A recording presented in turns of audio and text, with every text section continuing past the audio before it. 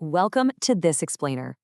Imagine the wind whipping through your hair, the sun warming your face, and that absolute thrill of skimming across Florida's crystal clear waters.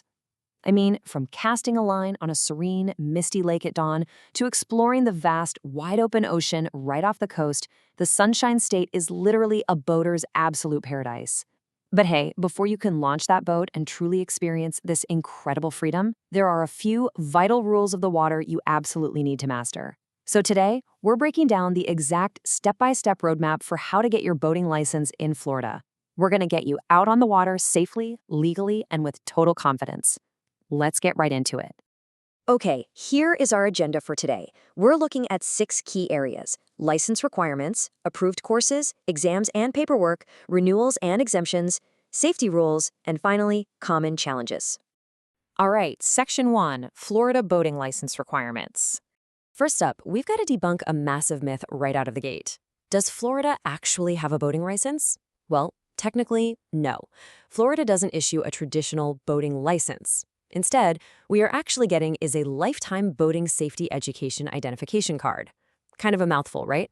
But since boating license is what pretty much everyone calls it in everyday conversation, we're just going to use both terms interchangeably as we go through this explainer.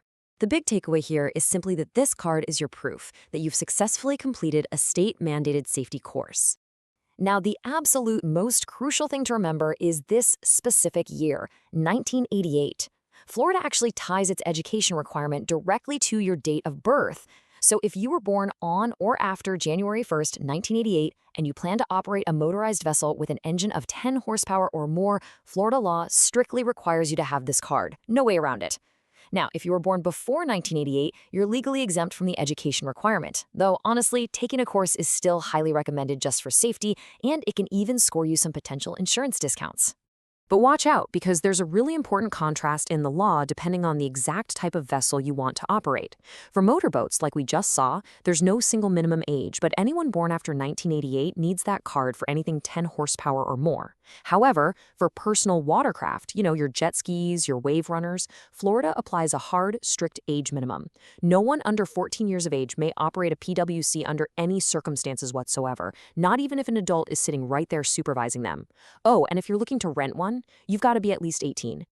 Moving right along to Section 2, approved boating safety courses.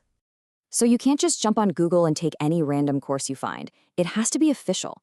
You must choose a course approved by the Florida Fish and Wildlife Conservation Commission, or the FWC for short. And here's a pro tip for doing it right. You also want to make sure the course is NASPLA approved. That's the National Association of State Boating Law Administrators. If your course has that specific approval, your Florida card will actually be recognized in all other U.S. states, and even up in Canada. It's a real game changer. These courses are also incredibly accessible. You can knock them out in a traditional classroom or just do it online at your own pace. They typically take around 3 to 8 hours to finish up, and the cost, well, that ranges from completely free, like the fantastic one offered by the Boat US Foundation, to about $80 for the more premium, highly interactive courses. All right, Section 3, exams, paperwork, and fees. Getting your actual certification follows a super clear 4-step procedure. First up, you take that FWC-approved course we just talked about, where you'll learn all about navigation rules, safety equipment, and how to handle emergencies on the water. Second, you take the final exam. You usually need an 80% to pass, but the good news here is that most providers allow unlimited retakes, so don't stress too much. Third, the moment you pass, you can instantly download and print a temporary certificate. And finally, step 4, your course provider automatically reports your completion to the FWC. They'll then mail or email you your permanent plastic or digital ID card within a few weeks. It's really that simple. Now, you might be wondering about that temporary certificate. Notice that crucial number on screen, 90. That printed temporary certificate you get right after passing is strictly valid for 90 days. The whole point of this is to let you get out on the water that exact same afternoon, but you absolutely must keep track of that 90-day window. There's zero grace period once it runs out. While you're waiting for your permanent card to make its way from Tallahassee, that single piece of paper is your legal shield. Let's head into Section 4, rules for renewals and exemptions. So let's see how this builds on the rules we discussed earlier. Are there times you don't need a card? Actually, yes. There are a few very specific legal exemptions. For instance, if you're already licensed by the U.S. Coast Guard as a master of a vessel, you're exempt. If you're operating exclusively on a private lake or pond, yep, exempt again.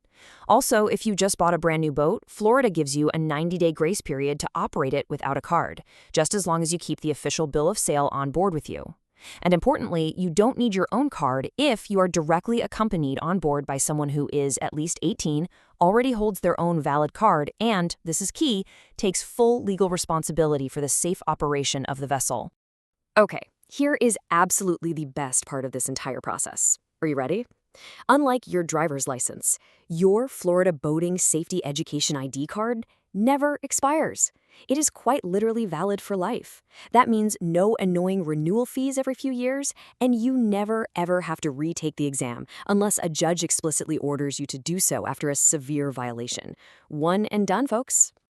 Next up is Section 5, Safety Rules and Penalties. Now, we have to talk about the serious stuff because Florida takes safety on the water incredibly seriously. And trust me, the financial penalties definitely reflect that. If you commit a non-criminal navigation offense, say blowing through a speed zone or ignoring a right-of-way rule, the fines escalate really, really rapidly. A first offense alone can hit you with a $250 fine. Do it again within the specified time frame, boom, $750. A third offense jumps to a painfully steep $1,000 fine. It really goes to show the real-world cost of carelessness out there. And there is a very stark contrast between a simple administrative mistake and a serious crime on the water. A non-criminal infraction, like, say, operating with an expired registration, is usually just a $50 ticket. Annoying, but manageable. But criminal boating crimes? Those will absolutely ruin your life. We're talking about boating under the influence, or BUI, or leaving the scene of a vessel accident that involves an injury, which, by the way, is a third-degree felony. A BUI conviction triggers mandatory education courses, massive fines, potential jail time, and your vessel could even be declared a dangerous instrumentality. Definitely not something you want to mess with. Finally, Section 6, Overcoming Common Boater Challenges. Let's talk about pitfalls. One of the biggest traps out there for new boaters is the allure of the easy way out. Do not, under any circumstances, use unauthorized third-party websites that promise things like 100% solved answers for the Florida boating test. Seriously. Not only are these sites usually totally outdated, but simply buying answers doesn't actually enroll you in any FWC-approved database. If you use them, you will not receive a valid certificate recognized by Florida law. It is just a total waste of your time and your hard-earned money, and worse, it leaves you completely uneducated about actual water safety. And once you are properly certified, you've got to follow through on the daily practicalities. You must physically carry your temporary or permanent card on the boat with you at all times. And listen to this, just having the card isn't enough. You must also carry a valid photo ID right alongside it. If Marine Patrol stops you and you left your driver's license in your car back at the marina, your safety education status isn't going to protect you from getting a ticket. You also need to maintain the right gear. Ensure you have properly fitting U.S. Coast Guard approved life jackets for every single passenger on board. Oh, and one last thing. Florida has an implied consent law for the water. So if law enforcement suspects you of a BUI, refusing a chemical test immediately triggers an automatic $500 civil fine. So, what happens if you accidentally drop your wallet in the ocean? Or maybe you just misplaced your permanent card over the years? Well, don't panic. It is not the end of the world. Because your education status is logged forever in their system, the FWC will actually replace a lost card completely for free. Yep, free. You just reach out to them, verify your identity, and they'll get a brand new one sent right out to you. Before we wrap up today, just a quick professional reminder for you. While we've covered the absolute most up-to-date and comprehensive steps for getting your card, remember that state laws, fines, and procedures can always change. Always use this explainer as your ultimate guide, but please, make sure to verify current details directly with the official Florida Fish and Wildlife Conservation Commission website before you actually go out and operate a vessel. Which brings us to the end of our journey today and leaves you with just one final question. Are you ready to safely conquer the Sunshine State's waters? Look, with just a few hours of easy online learning, a literal lifetime of unforgettable adventures awaits you out there. The process is crystal clear, it's totally affordable, and most importantly, it ensures that everyone gets to come home safe at the end of a great day.